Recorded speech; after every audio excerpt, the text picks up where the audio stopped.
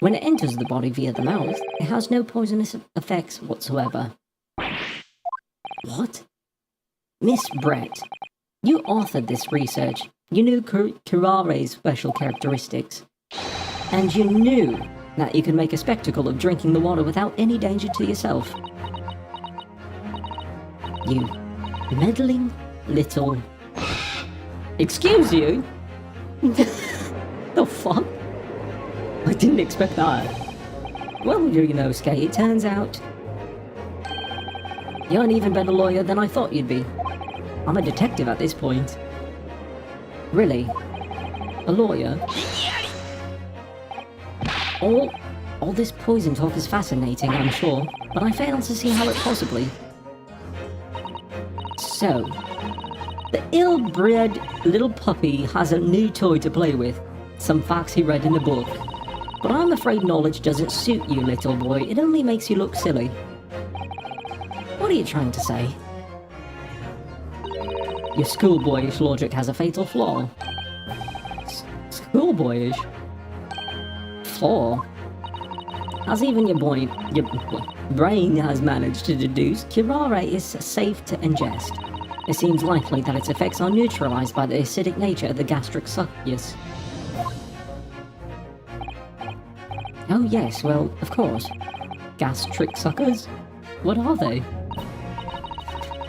So if this lethal poison is completely harmless when drunk, the professor wouldn't have died when he swallowed it, would he? That's right. Good gracious. That's basic science. Science that even a schoolboy should be able to understand, no? So then the question is, out of the two wounds that we know of, which one would have been the first one?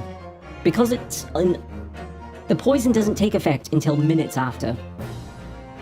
So, the burn on his wrist, he would have had enough time to yell, so it would have been the gunshot.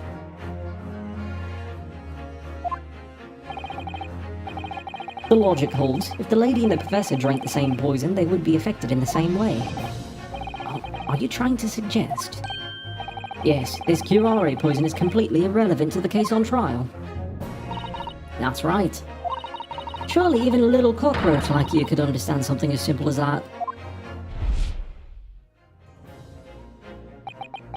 Not if you take in the order of events. It is very...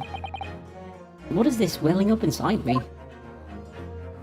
Did you finally hit puberty? Is that... what's happening? I've never felt like this before. It's a sort of conviction to break down all the discrepancies. It's so intense, almost rage-like. That's what I've been doing this entire time. I've been really fucking angry. And more than anything else, it's an animalistic desire to take down my prey.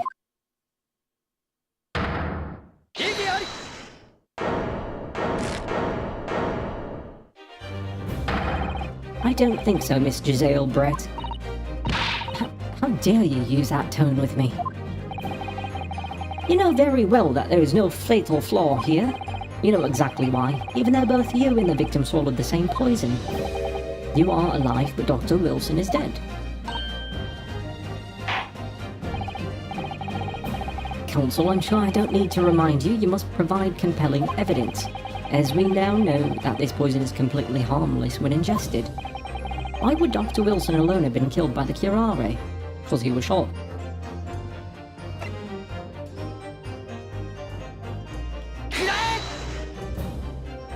No.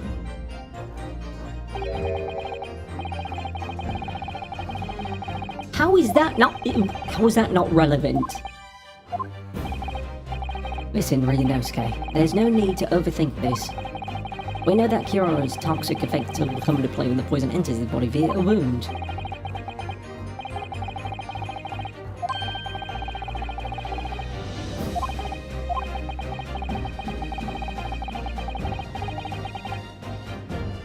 Inside his mouth? Oh yeah. Oh yeah, that makes sense. I mean, he has 3 separate wounds, so how are you supposed to tell? They didn't give you enough evidence on that, so no matter what, you had to fail that one.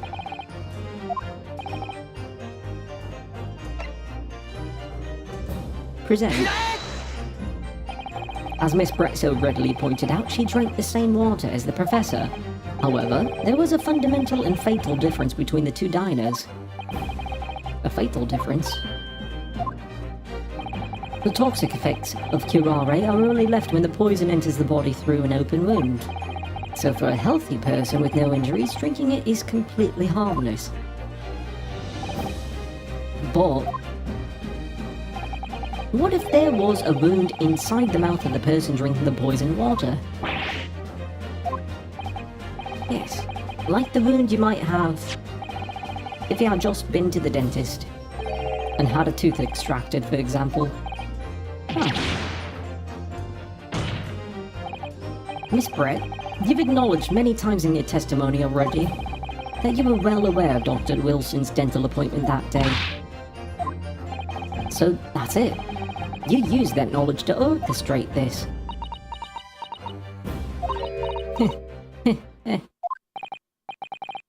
Is she laughing? I don't like to repeat myself, but honestly, I can't resist. These childish courtroom games and your half-baked arguments are all so puerile. What do you mean? Don't worry, little schoolboy. You'll find out soon enough.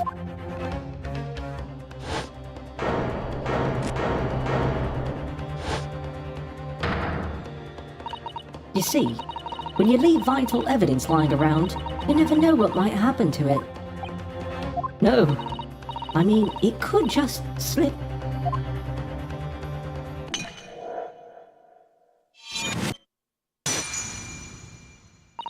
Oh dear, how careless of me. I'm afraid some crucial evidence may have just been tragically destroyed. Hold on, and even now you'd be tampering with evidence, which means that you would be held in contempt of court and you'd be stuck here anyway, so you'd still miss out on your fucking tea. You stupid cunt. Officer, what are you waiting for? Collect up as much of that water from that broken bottle as possible at once. You're wasting your time. This delightful carpet under my feet here was a gift from the British Empire. I assure you, it will soak up the water beautifully. You have neither the technology nor the presence of mind to recover it. How could you? You won't get away with this. You can trump the bench and shout as much as you like, little boy. But I'm afraid we'll never know now, will we? If there really was poison in the bottle or not. And let us not forget, we still have some very compelling evidence left intact.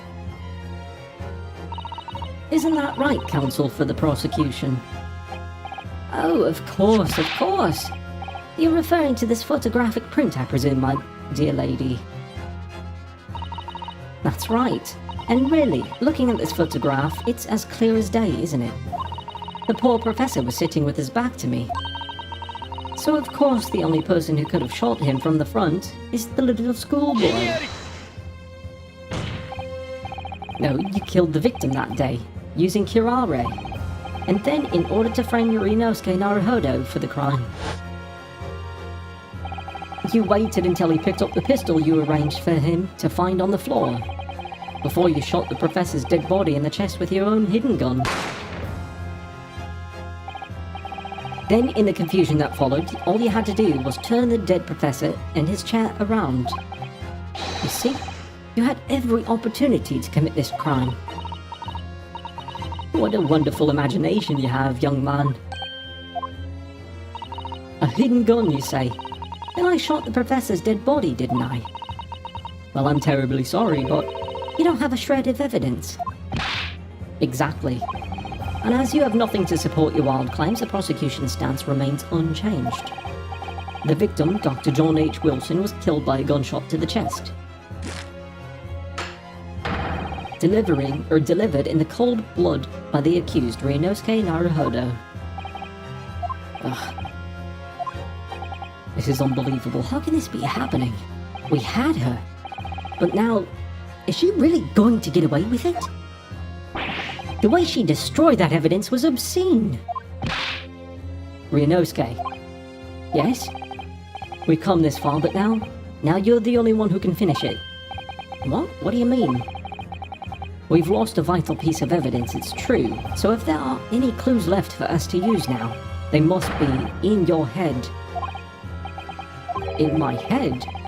You told me before that your powers of observation were the one thing you could really depend upon. Well, yes, that's true, but I didn't manage to notice that this woman was a foreigner with a swan on her head. So think back again now. Try to remember every last detail about the scene that day. Everything you saw, everything you felt, every colour, every smell.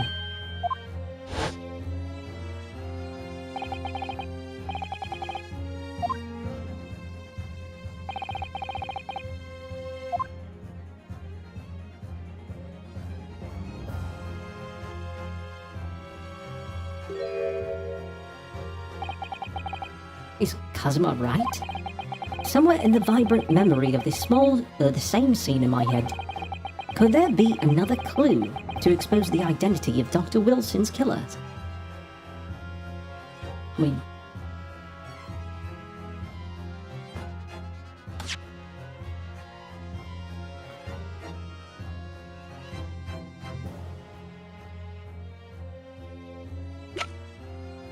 yeah... I guess.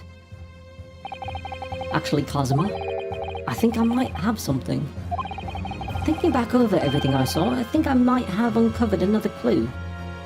I'm gonna save, just in case I screw something up.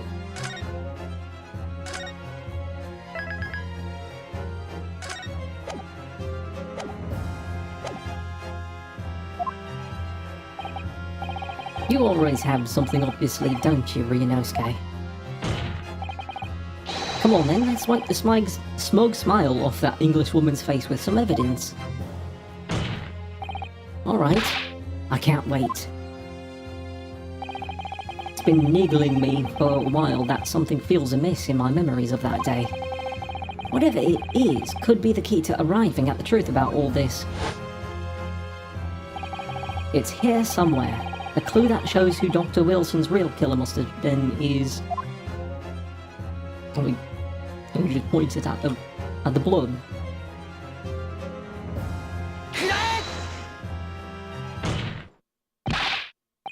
Inspector Hosonaga, answer me this. Yes? What is it? Oh, he's still miles away. Probably thinking about that bottle being smashed. As you've said a number of times, you strive for perfection in your investigations, don't you? Absolutely. I wonder, therefore, if perhaps you took anything else from the scene of the crime. Like, for instance, the plate of steak that you took to the victim's table that day. But wait a minute, where are you going with this? Where are you going with this, little boy? It's just a memory that's been troubling me. What memory? I saw this scene shown in this photographic print with my own eyes that day. And I saw that on the wooden base of the plate that the steak was served on was a spattering of blood. What? Oh, really? Then what of it? Obviously, that must have happened when you shot the professor. No, that can't be the case. Take a good look at the photograph and the relative position of everything there. The plate of steak is almost directly behind the victim. If I'm supposed to have shot Dr. Wilson in the chest from the front, there's no way the blood from the victim could have ended up directly behind him. Yes. For blood to have made it onto the plate, it implies the plate was between the victim and the shooter. Which means the shooter must have been sitting opposite the professor, as you were. Giselle Brett, I beg your pardon? This is beyond ridiculous. Fabricated nonsense. Is the court seriously expected to believe something the accused has apparently just remembered seeing?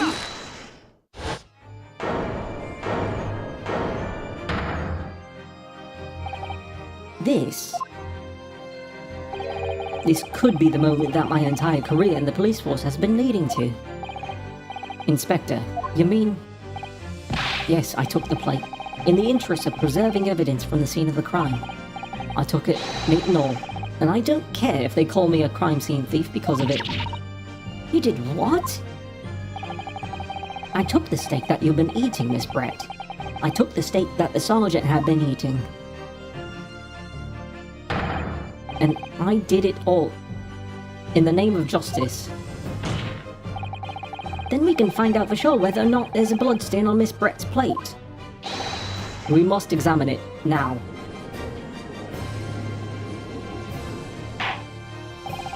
Inspector. The court wishes to examine the plate from the victim's table immediately.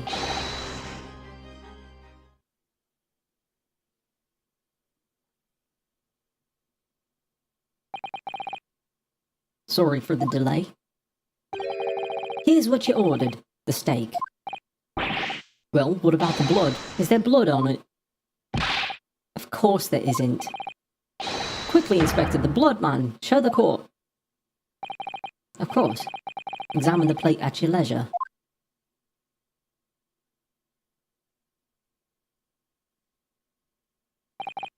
No. No blood. No blood anywhere.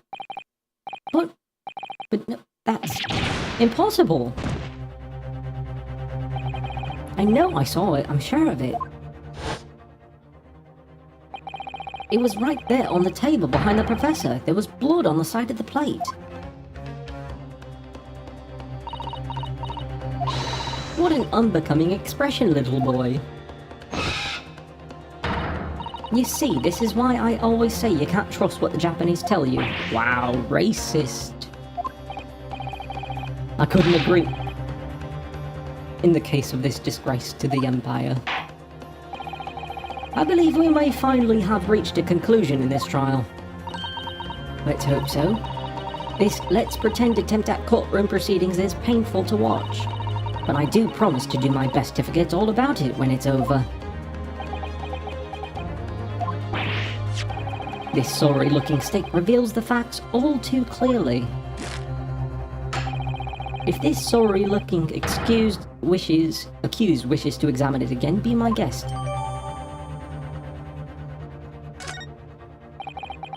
Was the plate I saw or thought I saw just a figment of my imagination?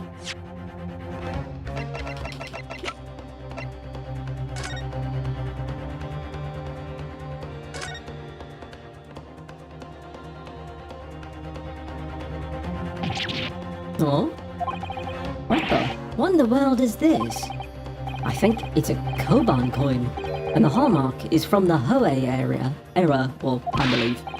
No, I don't mean what is it? I mean, what's it doing there? Wait, did you say it was a Hoei Koban? Yes, and apart from the meat juices, it looks to be in good condition. I imagine it's very valuable. It's the old man's coin that he lost.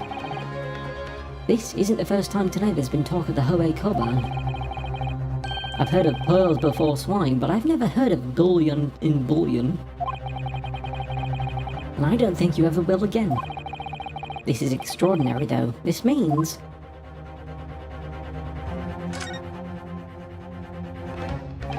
I certainly never expected to find a precious coin underneath the thick coat of meat.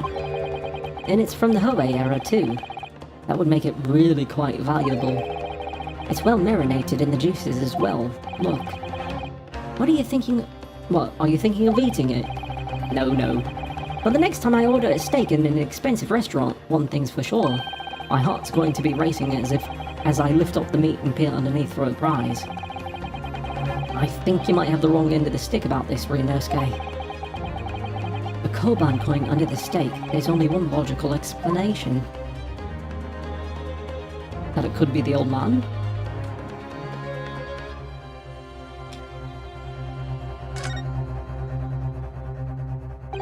This emblem on the side of the plate. Is it a cat? Stupid. It's a cow, obviously. Most likely because the restaurant's signature dish is beef steak. It seems a lot different restaurants have their own unique tableware. So this is the symbol of Le Carnaval, is it?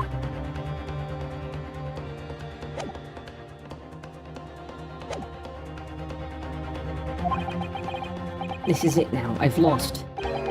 Rinosuke. It's not over yet, not until the final gavel. Never stop believing in yourself. Keep looking forward no matter what. Believe in myself. Really? Maybe I should at least examine the evidence for myself. As the evidence requested by the defense has not been shown to be problematic in any way, I presume any further examination of evidence in this trial will be unnecessary. Does the defense have any objection? That bloodstain was going to clinch the trial for me. Can this plate of steak reveal any other clues at all? Your Excellency, please wait. This plate of beef is hiding another clue. Another clue that will reveal the shocking truth. The only thing that's shocking me here is your unhealthy fascination with beef steak. Your Excellency, I think I've made myself clear, haven't I? I will not be able to turn a blind eye to any more unnecessary procrastination in this trial. I'm sorry, Miss Brett, but we must ensure a thorough examination of the evidence. I will not give a ruling until I'm completely satisfied that all reasonable doubt has been dispelled. I see. As a newly affirmed ally of my country, that's all. That's still your position, is it? Thank you, Your Excellency. Counsel, for the defense, you will now clearly show the court to what you are alluding. Precisely on this plate of beef steak is this new clue to be found. Underneath. What do you mean no? What do you mean no? What the fuck?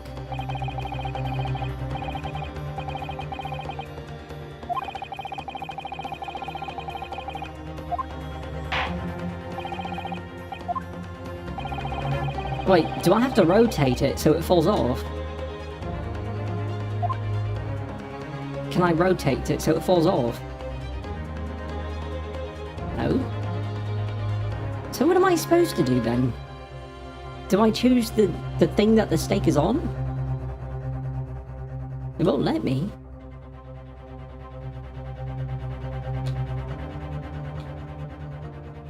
I don't get it. What do I do here? How does that not fit? You can't select it. You can select that.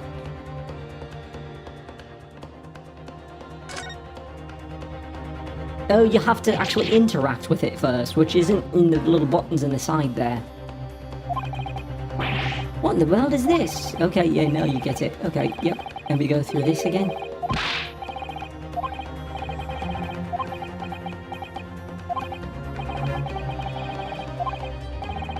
Come on. Come on. Come on.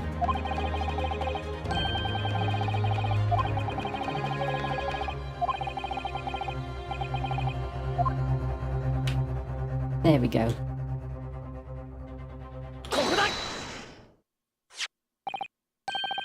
Good gracious, that's... Koban? What on earth? A Hoei-era one at that. Miss Brett, this is in fact the beef steak that you ordered at the restaurant on the day in question, is it? Tell me, why is there an old coin seemingly hidden underneath the meat? What a ridiculous question, how should I know? I've never seen that thing before in my life. I don't know what this is, but I want no part of it. I fail to see how this is relevant. A coin under the meat? That could simply have been a careless mistake by the chef in a moment of distraction. Don't be absurd. We're supposed to believe that this happened by accident in the kitchen? A rare Hoei Koban just happens to be hidden underneath that piece of steak. If this turns out to be irrelevant to the case, I'll rip up my ticket to Great Britain right now. He's right, it can't be a coincidence. Your Excellency, Yes, Counsel. A rare Hoei Koban just happens to be hidden underneath that piece of steak. If this turns out to be irrelevant to the case, I'll give up my lawyer job right now. By all means, don't let us stop you. No one invited you anyway. Perhaps, little boy, you should realize that it is you who is irrelevant. Even though I'm the one on trial here. The point is, it's essential that we ask the owner of this coin if he can explain what it's doing under that stake. The owner? Yes, it's obvious. There's only one person it can belong to. The owner of the Koban that was found underneath the beefsteak is the old man. Obviously, it can only be the antiques dealer and owner of Rasute Kyoryo Korekuta-san. Kyuri, as in Mr. Cucumber something.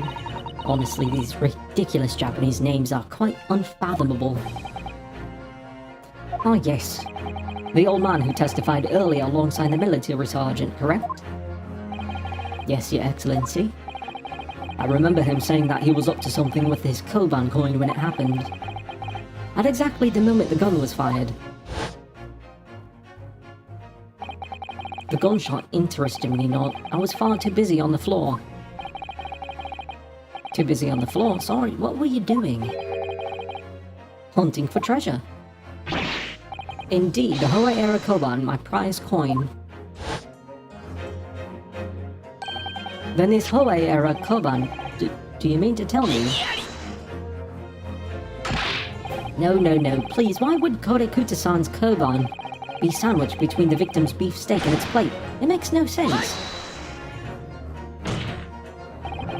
Which is why I'm asking to bring Korekuta-san back to the witness stand so we can ask him. Officer, bring both witnesses that testified earlier back in here. Without a moment's delay.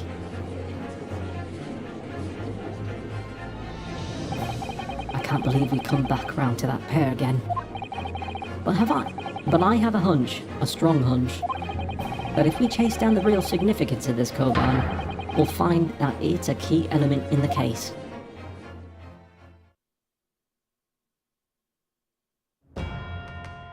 Oh gods. How much longer is this? I need to stop here. It's late. Yeah, it's late. I'm gonna stop here. We'll come back to this tomorrow.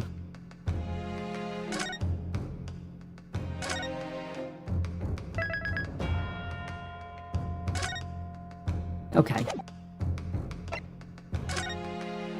Anyways. Oh, yes, I want to quit the game, thank you. That was a thing. Anyways. Have a good night. Don't do anything stupid. Love yourself, love each other. See you tomorrow. Ta.